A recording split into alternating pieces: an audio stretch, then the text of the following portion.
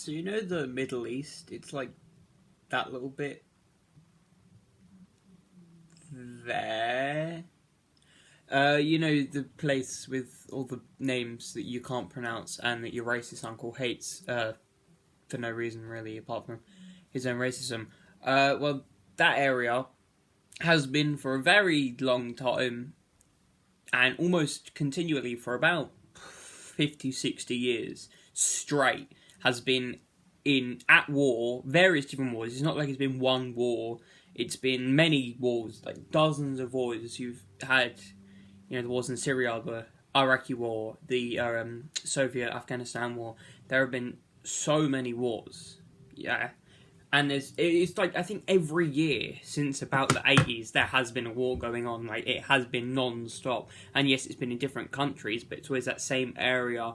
And it's usually, but not always, the same Western countries, on the opposite side. And especially, it ramped up around 2001 to 2007 when the War of Terror really kicked off, with the Gulf and 9/11. But everyone says, oh, there's always a war there, and these wars, they have their own specific reasons why these wars are happening, of course. But the reason why, and there is a reason why this one specific area of the world just there will always be at war, because the world needs at least every so often war for the economy of these major superpower countries to keep going. They are dependent on, because war makes so much money, and especially in this area where one of the richest minerals one of the most expensive and valuable minerals, or oil, is so prevalent there, and it's one of the biggest. I think most of the world's oil does come from the Middle East, and from other places we've drained it terribly, so that is where it's mostly untapped, and we still need to get.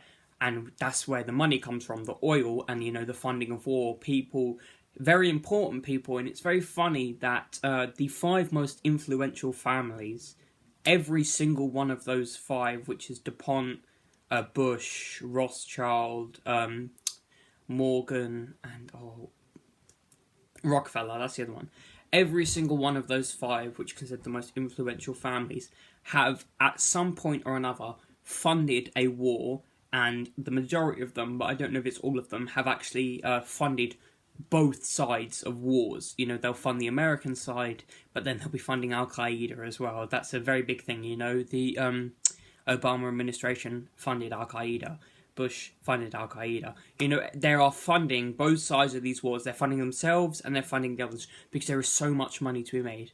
And that area is designated because of the social stigma around the Middle East, because loads of people are very against it's a very different way of living, and lots of people use that as sort of a scapegoat for why this area, they treat them as inhuman, they treat them as as completely different. They are like the epitome of the Eastern stereotype, basically.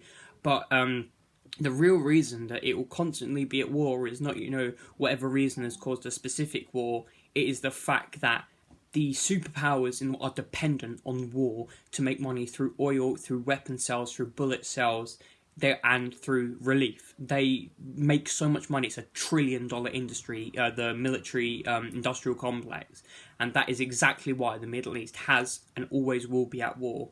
Because there are families so high up in politics of superpowers that fund both sides of the wars. The Rothschilds and Rockefellers have funded both sides of every major war since the Napoleonic Wars. That's 200 years of funding both sides of wars. And they are some of the most influential people in American politics now.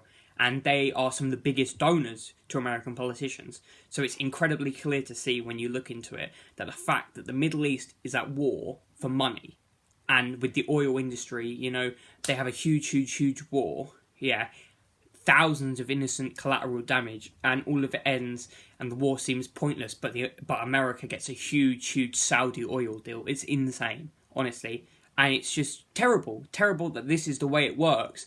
But for the economy to keep running in the capitalistic, corrupt way that it is, some place has to always be at war, And for some reason, the Middle East strategically was chosen to be that area just because it fits with, social stigma, which is wrong. It is not what people view it as. That's just media convincing us to justify the wars going on.